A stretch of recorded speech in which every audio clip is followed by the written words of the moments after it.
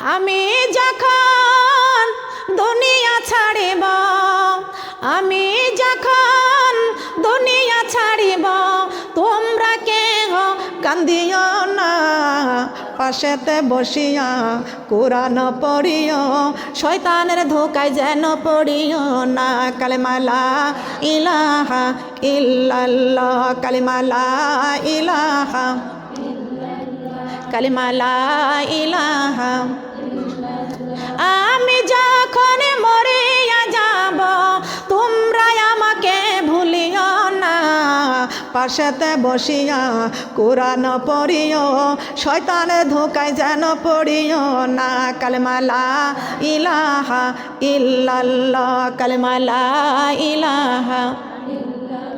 আমায় যখন গোসল করাবে, আমায় যখন গোসল করাবে, পর্দা করিতে ভুলিও না, পাশেতে বসিয়া কলেমা পড়িও, কালেমা পড়িতে ভুলিও না।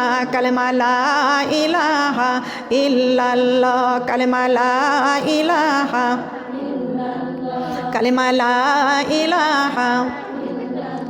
আমায় যখন গোসল করাবে, আমায় যখন গোসল করাবে, বেনামাজি যেন ধরে না, পাশেতে বসিও, মুখেতে বলিও নবীজির কালেমা, কালেমা পড়িতে ভুলিও না। কালেমা লা ইলাহা ইল্লাল্লাহ, কালেমা লা ইলাহা।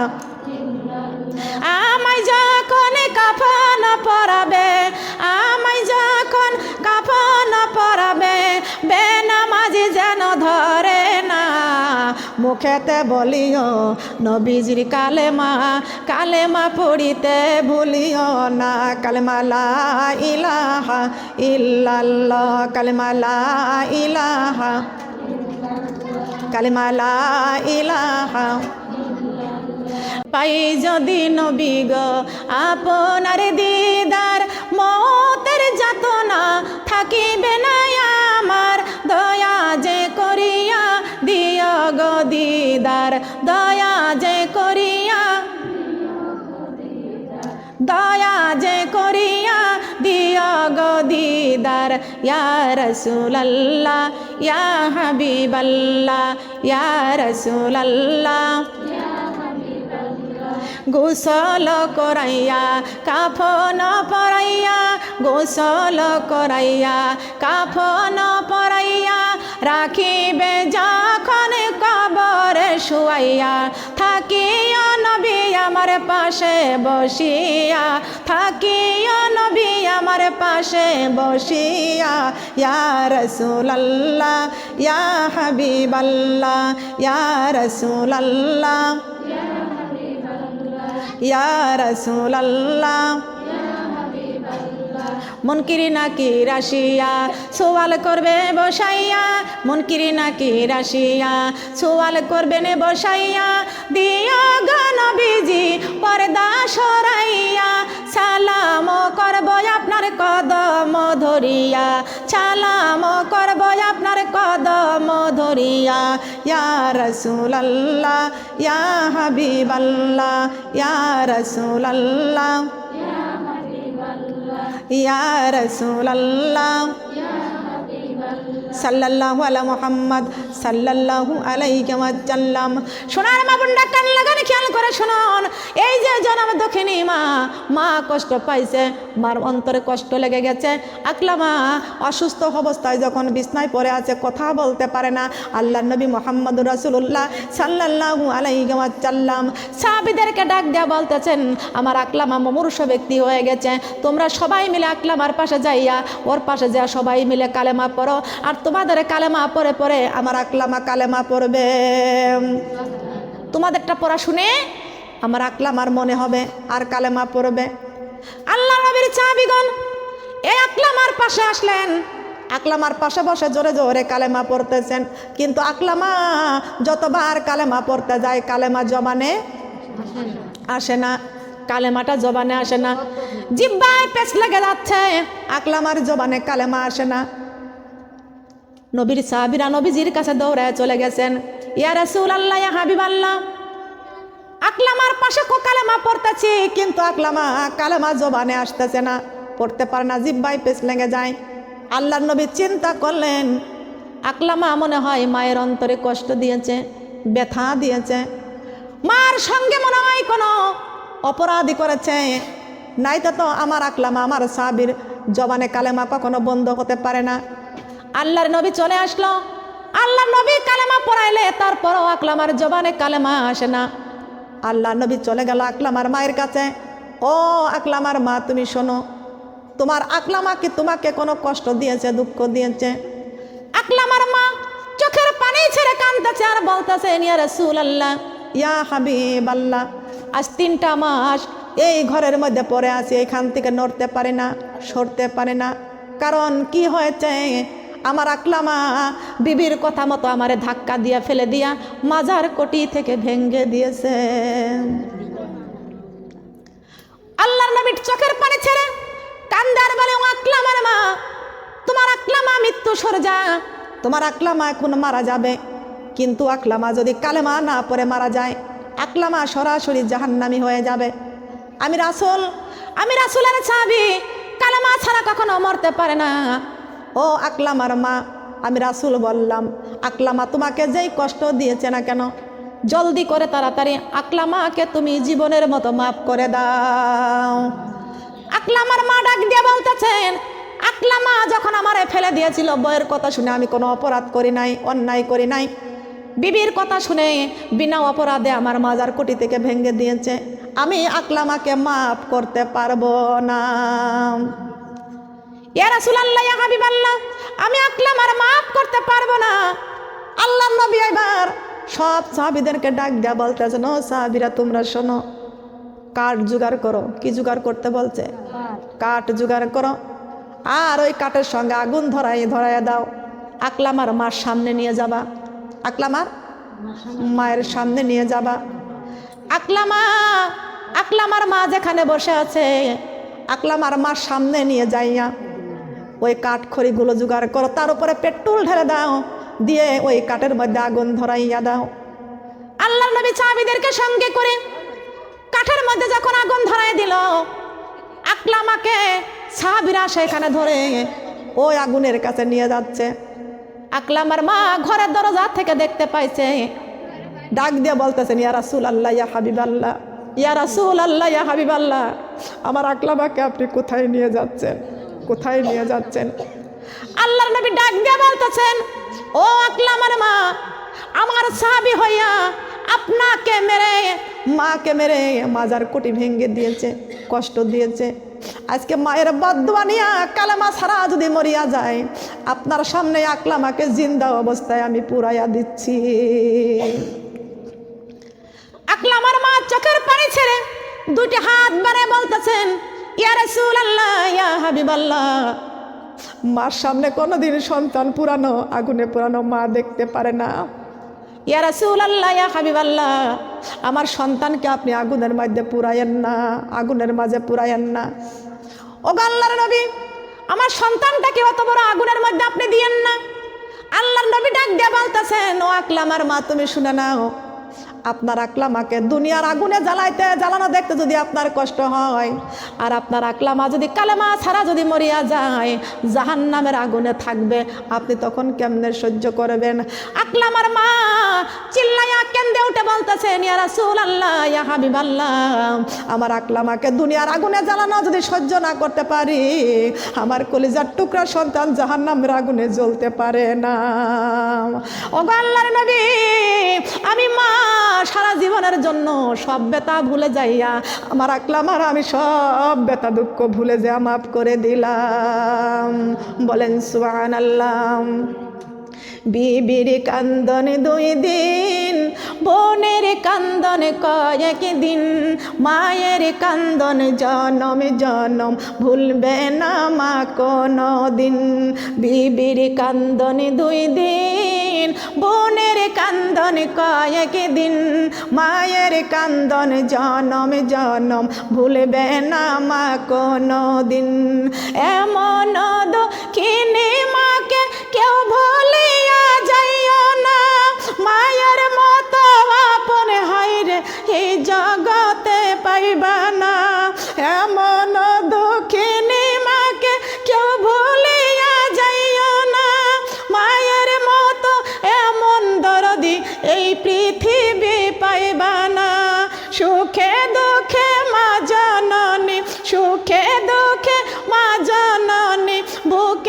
রাখবেন চিরদিন, ভুলবে না মা কোনো দিন। বিবির কান্দন 2 দিন, বোনের কান্দন কয়েক দিন, মায়ের কান্দন জনম জনম, ভুলবে না মা কোনো দিন। সুবহানাল্লাহ বলেন। এটা আমার নিজের থেকে আমি লিখেছি, নিজের থেকে আমি বলেছি। মায়ের কান্দন জনম জনম, বোন কিছুদিন পর ভুলে যায়, বিবি আর এক জায়গায় আবার বিয়ে শাদীও করতে পারে, ইচ্ছা মতো চলতে পারে, কিন্তু মা কখনো সন্তানকে ভোলে না। বলেন ভোলে কি? কখনো ভোলে না। সম্মানিত মা বোনরা কান লাগান, খেয়াল করে শুনুন। ছোট্টবেলায় পড়েছিলাম, মা যে আমার ঘুম পাড়াতো দুলনা ঝাঁকিয়ে, আর মায়ের শীতল হতো প্রাণটা মায়ের হাতটা বুকে পেলে। মা মন্দিরটা ছোট্ট অতি, কিন্তু জানি ভাই মায়ের মতো এত মধুর 3 ভুবনে নাই। সবাই বলেন সুবহানাল্লাহ। লক্ষ্য করেন, খেয়াল করে শুনেন। এই মা যার ঘরে আছে, শ্বশুর শাশুড়ি যার ঘরে আছে, আজকের থেকে শাশুড়িকে সম্মান করবেন। শাশুড়ি যদি অন্যায় করেও কোনো কথা বলে তার উত্তর দিবেন না। এটা যদি উত্তর না দেন, আপনার শাশুড়িকে সম্মান করা হবে। আপনার শাশুড়ি একটা বার রাগ করলে আর একটা বার বলে না আমার বৌমা অনেক ভালো। কথা বলেন ঠিক কিনা? ঠিক কিনা বলেন? আপনার শাশুড়ি মরণের কবরে যাওয়ার সময় আপনার জন্য দোয়া করতে করতে যাবে। আপনি আপনার শাশুড়ি কবরে চলে গেছে, আপনার শাশুড়ির জন্য, ওই মুমূর্ষ ব্যক্তির জন্য, কবরবাসীর জন্য আপনি দান করবেন। এই দানটাও আপনার এর জন্য সওয়াব পেয়ে যাবেন। সুবহানাল্লাহ। মা বাবা কবরে আছে, মা বাবার জন্য দান করবেন। এই যে পবিত্র মাহে রমজান মাস, এই রমজান মাসের ওসিলাতে আপনি আপনার মা আছে কবরে, আপনার বাবা আছে কবরে, আপনাদের অনেকের স্বামী আছে কবরে, আত্মীয় স্বজনগুলো কবরে আছে। আল্লাহর নবী বলেছেন পবিত্র মাহে রমজান মাসে জান্নাতের দরজা আল্লাহ খুলে রেখে দিয়েছেন। বলেন সুবহানাল্লাহ। জাহান্নামের দরজা বন্ধ করে রেখে দিয়েছেন আল্লাহ। কথা বলেন সুবহানাল্লাহ। যেই পবিত্র মাহে রমজান মাসে আমার আল্লাহ দোজকের দরজা বন্ধ করে দিয়েছেন, আর এখন আলেমদের উপর অত্যাচার চলতেছে। কথা বলেন ঠিক কিনা? মিথ্যা কথা বললাম? মসজিদের মধ্যে তালা লাগাই দিচ্ছে, নামাজ পড়তে দিচ্ছে না। ওই যে ফেরাউন হামানকে বলেছিল না, ফেরাউন হামানকে বলেছিল, হামান আমি ক্ষুধা হয়েছি, এর উপরও আরো কিছু হতে চাই, এর উপরে আরো কিছু হতে চাই। গণকের কাছে যাও, গণকের কাছে জিগাও। হামান গণকের কাছে গেছে, যা বলতেছে গণক সাহেব আমাদের ফেরাউন ক্ষুধা হয়ে চায়, ক্ষুধার চাইতেও আরো কিছু বড় হতে চাই। গণক গণনা করে দেখলো বনি ইসরায়েল বংশে 1 বছরের মধ্যে আকাশের মধ্যে একটা নক্ষত্র জন্মগ্রহণ করবে, আর সেটা বনি ইসরায়েল বংশে একটা পুত্র সন্তান জন্ম নিবেন। সুবহানাল্লাহ বলেন। পুত্র সন্তান জন্ম হবে, সেই সন্তান হবে মুসা নবী। কি হবে বলেন? মুসা নবী। সেই সন্তান কে হবে? মুসা নবী। মুসা নবীকে পাঠাইছিল ফেরাউনকে সাহায্য করার জন্য। কথা বলেন ঠিক কিনা? আসিয়াকে বলতেছেন, আসিয়া তুমি আমাকে ক্ষুধা বলে মানবা না, এই মিশরের সবাই আমাকে ক্ষুধা বলে মানলো, তুমি আমাকে ক্ষুধা বলতে পারো না? বলে না, তোমাকে কেউ ক্ষুধা বলতে, যারা শিক্ষিত মানুষ তারা তোমাকে ক্ষুধা বলবে না। বলেন বলবে কি? কথা বলেন না কেন? যারা শিক্ষিত তারা কখনো তোমাকে ক্ষুধা বলবে না। তুমি তো একজন মানুষ। হামান তখন ফেরাউন বলেছিল একটা মানুষকে আমরা শিক্ষিত হতে দিব না। সে শিক্ষা কি? যারা মাদ্রাসায় লেখাপড়া করতেছে, আলেম ওলামাইগুন হচ্ছে, মাওলানা হচ্ছে, মুফতি হচ্ছে, এরা তো কখনো শিরক কখনো মানবে না। মানবে না কি? কোনো মানুষের কাছে ক্ষুধায় পড়ে যাবে? ওই যে অনেকেই বলে যে পানির মধ্যে জ্বললে বাতি ঝড় বাতাসে নেবে না, পীরের কাছে মুরিদ হলে নামাজ রোজা লাগে না। আছে না? সারা বাংলাদেশে যায়, এটুকুনা আছে, এই ভণ্ড আছে। পানির মধ্যে জ্বললে বাতি ঝড় বাতাসে নেবে না, পীরের কাছে মুরিদ হইলে নামাজ রোজা লাগে না। আমার আল্লাহ ডাইরেক্ট বলেছে, যেজন নামাজ পড়ে না ও তো শয়তানের নানা, যেজন নামাজ পড়ে না সে তো শয়তানের নানা। একবার আসুক কবরে তারে মজা দেখাবো, একবার আসুক কবরে তারে। আছে না মজা? যে ব্যক্তি নামাজ পড়ে না সে ব্যক্তি কি? শয়তানের নানা। পুরুষেরা হবে নানা আর মহিলারা হবে নানি। শয়তানের নানি হতে চান? শয়তানের নানি হতে চান? শয়তানের নানি যদি না হতে চান, সিরিয়ালগুলো ঘর থেকে বিদায় করতে রাজি আছে কিনা? সিরিয়াল কার কার ঘরে আছে দেখি তো একটু, দেখি কার কার ঘরে আছে, কার কার ঘরে সিরিয়াল আছে। মা বোনেরা থাক, সিরিয়াল থাক, একদিনের কোনো কথা নয়। আজকে এখান থেকে যদি পাঁচজন মানুষ যদি এখান থেকে হাত তুলে সিরিয়াল বন্ধ করতে পারেন, এই ওয়াজ মাহফিল, আজকের মাহফিল পবিত্র মাহে রমজান মাসে আল্লাহ পাক রব্বুল আলামিনের এই কোরআন হাতে শপথ করে বলে গেলাম, যদি এই পাঁচজন মানুষ যদি এখান থেকে সিরিয়াল বন্ধ করতে পারেন, এই পাঁচজন মানুষকে আল্লাহ জান্নাতে দিয়ে দিবেন। সুবহানাল্লাহ বলেন। কি দিবে না? সিরিয়ালগুলো বন্ধ করতে রাজি আছে কারা কারা? একটু হাত তুলে তো দেখি তো। বলবো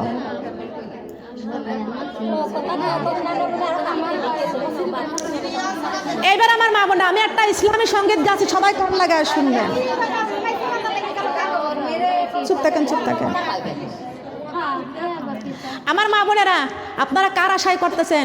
ছেলে বিদেশে আছে তার আশায় করেন, স্বামী বিদেশে আছে তার আশায় করেন।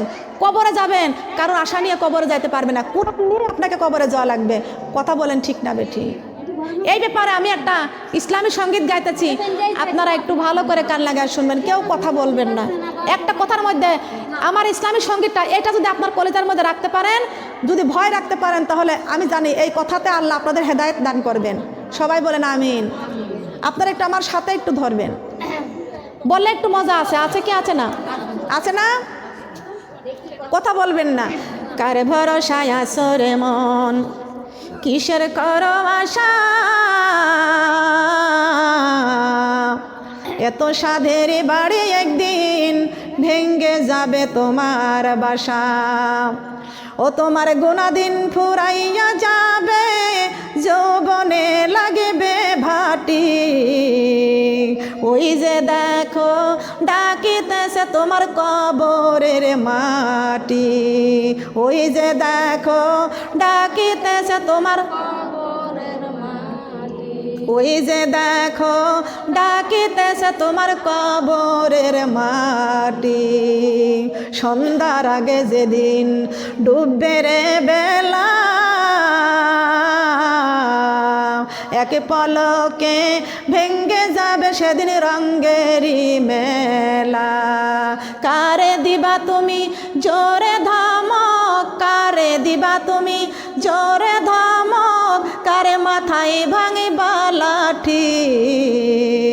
ওই যে দেখো ডাকিতেছে তোমার কবরের মাটি। ওই যে দেখো ডাকিতেছে তোমার, ওই যে দেখো ডাকিতেছে তোমার কবরের মাটি। খবর পেয়ে আসবে আত্মীয় স্বজন, তোমার চারি পাশে বসে সবাই করিবে ক্রন্দন।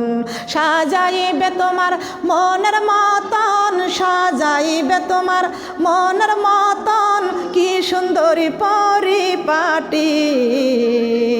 ওই যে দেখো ডাকিতেছে তোমার কবরের মাটি। ওই যে দেখো ডাকিতেছে তোমার, ওই যে দেখো ডাকিতেছে তোমার কবরের মাটি। ঘুইরা মর তুমি মায়ারে পিছে, এত আশা ভালোবাসা পাবে সকলি মিশে। কোন দিন যেন আইসা পরে, কোন দিন যেন আইসা পরে আজরাইলের হাতের চিঠি। ওই যে দেখো ডাকিতেছে তোমার কবরের মাটি। ওই যে দেখো ডাকিতেছে তোমার, ওই যে দেখো ডাকিতেছে তোমার কবরের মাটি। ঠিক কিনা বলেন? কবরের মাটি ডাকে কি ডাকে না? আপনি হাঁটবেন, এই জমিন আপনাকে প্রতিদিন 5 বার করে ডাক দেয়। কয়বার? 5 বার করে ডাক দেয়। আপনি জমিন দিয়ে হাঁটবেন, এই জমিন আপনাকে ডাক দিয়া বলবে, হেরে আল্লাহর বান্দা, ফজরের আজান হয়ে গেছে, তাড়াতাড়ি জলদি করে ফজরের নামাজটা পড়ে নাও, নাই তো তুমি ভালো করে শুনিয়া নাও, আমি কবর একা থাকার ঘর। আমার ঘরে আসতে হলে সাথী সঙ্গে করে নিয়ে আসো। সুবহানাল্লাহ বলেন। জোহরের নামাজের টাইম হয়ে গেছে, আপনি শুধু কাজই করতেছেন, নামাজের কথা আপনার মনে নাই। এই জমিনের মাটি ডাক দিয়ে বলবে, হেরে আল্লাহর বান্দা, তুমি যে আমার জমিন দিয়ে হাঁটতেছো, তুমি কি মনে রাখবা একটা বার আমার কবরে তোমাকে একদিন না একদিন আসতে হবে। তাড়াতাড়ি জলদি করে জোহরের নামাজটা আদায় করে নাও, জোহরের নামাজ আদায় করে কবরের সঙ্গিনী জোগাড় করে নাও। দরকার আছে কি আছে না? আছে না? ও যে একটা মহিলা গান গাইছে, আমার ঘুম ভাঙায়া দিছে রে মরার কোকিলে, আমার উদাসী কইরাছে রে মরার কোকিলে। এটা মুসলমানরা দেখে সব জি বাংলাতে। কথা বলেন ঠিকটা বেঠিক? দেখে না? দেখে না? আমার ঘুম ভাঙায়া দিছে রে মরার কোকিলে। তুমি যদি মুসলমানের সন্তান যদি হয়ে থাকো, যে কোকিলটা মরে গেছে, মরার কোকিল কখনো কোনো জিন্দার ঘুম ভাঙাইতে পারে না। তুমি একদিন মরে যাবা, তোমার সন্তান কানবে, তোমার এই কান্নার জবাব তুমি দিতে পারবা না। আবার মরার কোকিল তোমার কেমনে ঘুম ভাঙাইয়া দেয়? কথা বলেন ঠিক না বেটি? এই কথা কোনো মুসলমানের সন্তান যদি হয়, যদি বলতে পারে, সেই মুসলমানের ইমান থাকবে? বলেন ইমান থাকবে?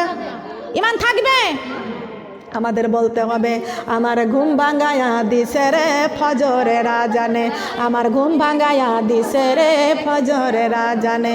আমি নামাজ পড়ে কোরআন পড়ে যাইব কবরে, আমি নামাজ পড়ে কোরআন পড়ে যাইব কবরে, আমার ঘুম ভাঙায়া দিছে রে ফজরের আজানে, আমার ঘুম ভাঙায়া দিছে রে। বলেন না সুবহানাল্লাহ? ফজরের আজান ঘুম ভাঙায়। কথা বলেন সুবহানাল্লাহ? ফজরের নামাজে জাগতে রাজি আছি কিনা? ফজর, জোহর, আসর, মাগরিব, এশা 5 ওয়াক্ত নামাজে মুমিনের আল্লাহর সঙ্গে প্রেম ভালোবাসা। সবাই বলেন সুবহানাল্লাহ।